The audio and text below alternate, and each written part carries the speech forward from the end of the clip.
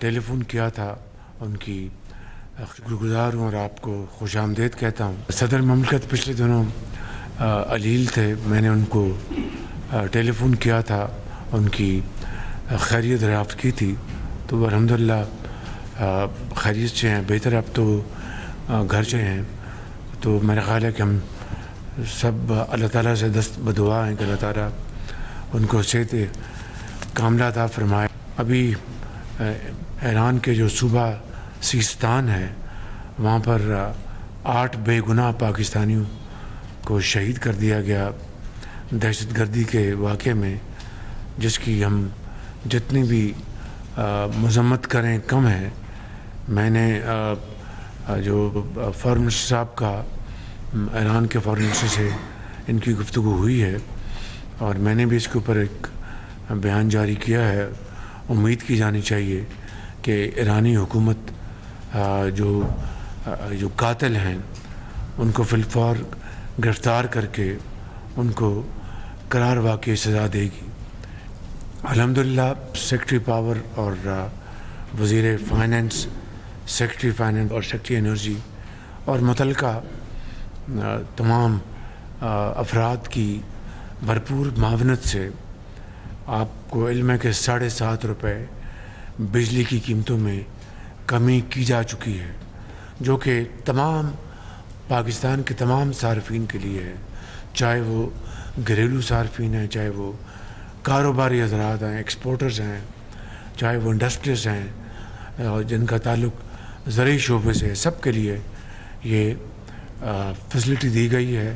اور یہ میں سمجھتا ہوں کہ اس میں ان تمام وزراء، سیکرٹریز اور اس میں محمد علی صاحب بھی شامل ہیں اور جس میں ہمارے national coordinator power task force کے وہ بھی شامل ہیں۔ ان تمام لوگوں کی بڑی پوری کوششوں سے سب ملا کے یہ 7.5 روپے ایک بہت بڑا چیلنج تھا، بہت بڑا، لیکن اللہ تعالیٰ نے اس میں ہمیں سرخرو کیا اور قوم کو ہم نے بالآخر آپ سب نے اپنی اجتماعی کاوشوں سے مل کر قوم کو ایک آپ نے یہ عید کا تحفہ دیا، جس سے کہ یقیناً ہماری معیشت کو بہت انشاءاللہ فائدہ پہنچے گا۔ اور اب ایک موقع پھر آیا ہے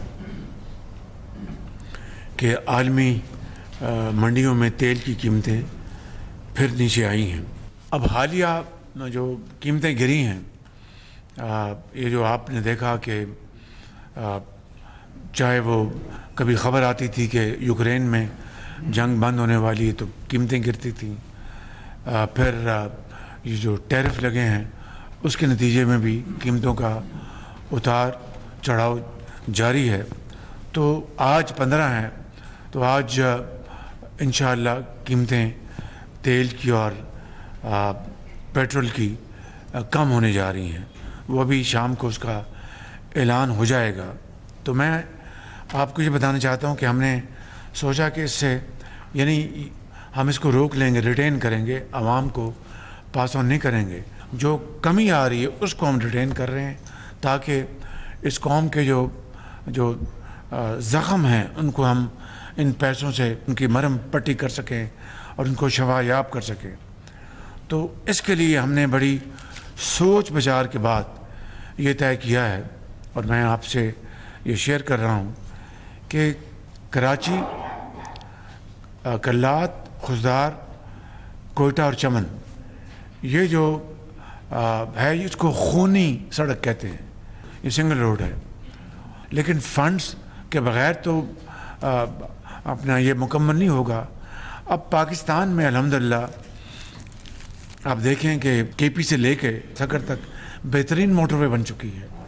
اب آگے جو ہے سکر، حیدرآباد، کراچی یہ بننے والا ہے۔ امید کی جانی چاہیے اگر اللہ تعالیٰ کو منظور ہوا تو یہ M6 M9 انشاءاللہ انویسٹمنٹ سے ہوگا اور وہ وفاق خود بنائے گا شفاف طریقے سے انشاءاللہ، اور بڑی ہائیسٹ کوالٹی ہوگی جس طرح باقی میاں نواز شریف نے موٹر وے بنائی، یہ بھی انشاءاللہ وفاق بنائے گا اور ہائیسٹ کوالٹی کی موٹر وے ہوگی from Sukkur to Hyderabad, Hyderabad to Karachi. اب آئیں یہ جو ریلیف مل رہا ہے، 2000 لوگ اس خونی سڑک نے نگل لی ہیں.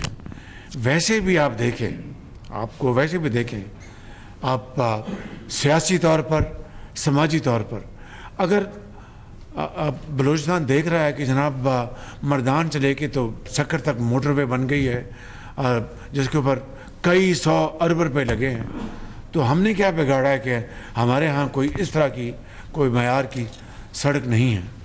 تو یہ میں نے 2022-23 میں 2 وے ہائی وے کا ہم نے وہاں پر سنگ بنیاد رکھا تھا، مگر اس کے اوپر کوئی خاص خاطر خواب کام نہیں ہوا. اب ہم نے بہت سوچ بچار کے بات طے کیا ہے، اور میرا یہ ایمان ہے کہ چاروں صوبے 4 بھائیوں کی طرح ہیں.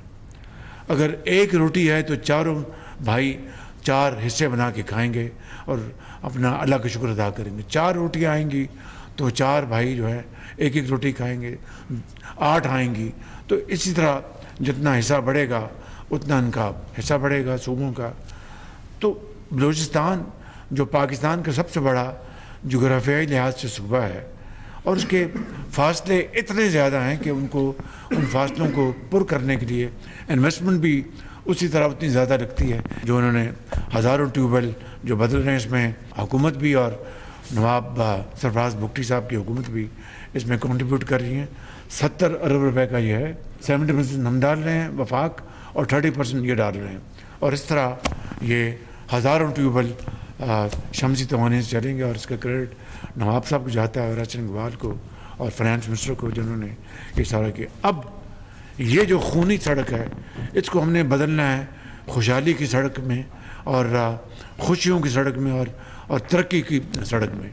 تو یہ ہائی وے ہوگی 2 وے، مگر اس کی معیار میں نے جو فیصلہ کیا کہ وہ موٹر وے کا معیار ہوگا. بہترین کوالٹی، 3rd پارٹی ویلیڈیشن. اور اس سڑک کے اوپر جو پہلا جو تخمینہ تھا 2022-23 کا، وہ تھا تقریباً 250 ارب روپیہ. اب یہ جو تخمینہ جو ریوائز کیا انہوں نے، وہ تقریباً 300 ارب روپے ہے. اب یہ جو قیمتیں کم ہو رہی ہیں آج، اور وہ ہم پاکستان کے عوام کو ہم پاس آن نہیں کر رہے. 2 سال میں یہ ہائی وے انشاءاللہ مکمل ہو جائے گی. تو ہم اس بچت کو ہم نظر کر رہے ہیں بلوچستان کے عوام کے، ہم اس کو ہم کر رہے ہیں جی. اور یہ موقع ہے کہ بلوچستان کے عوام کو احساس ہو کہ واقعی ہمارے لیے بھی کچھ سوچتا ہے. وفاق ہمارے لیے سوچ رہا ہے، پنجاب سوچ رہا ہے، سندھ سوچ رہا ہے، KP سوچ رہا ہے. تو یہ خالصتاً یہ رقم جو ہے یہ N25 کے اوپر خرچ ہوگی. ایک بہترین معیاری ہوگا. یہ ہے تو یہ ہائی وے، لیکن موٹر وے کی کوالٹی کی یہ سڑک ہوگی، اور میں اور نواب صاحب خود کھڑے ہو کے اس کو بنوائیں گے. تو یہ ہم نے آج فیصلہ کیا ہے. بلوچستان خوشحال ہوگا تو پاکستان خوشحال ہوگا. ترقی تب ہے جب چاروں صوبے بشمول بلوچستان اس ترقی کی دوڑ میں وہ سب سے آگے ہوں گے.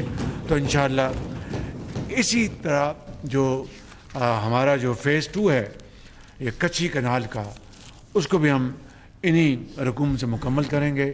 وہ 70 ارب روپے کا پروجیکٹ ہے. اگر یہ پروجیکٹ 2nd فیز کچھی کنال کا مکمل ہو جائے گا، انشاءاللہ ہم مل کر پاکستان کے جو چیلنجز ہیں ان کو ہم ختم کریں گے. شرط